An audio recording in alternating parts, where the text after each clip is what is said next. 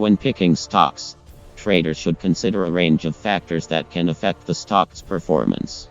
Here are some important things to keep in mind. Company fundamentals.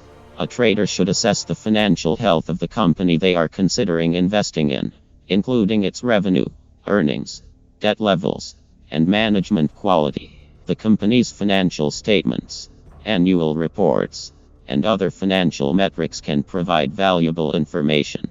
Industry trends.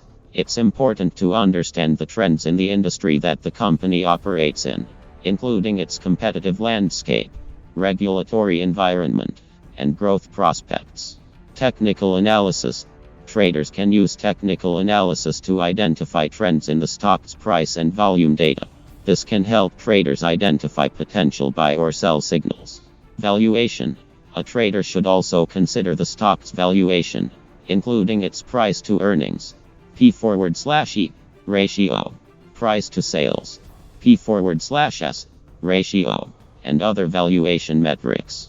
This can help traders identify stocks that may be overvalued or undervalued. Risk management. Finally, a trader should always consider their risk management strategy when picking stocks.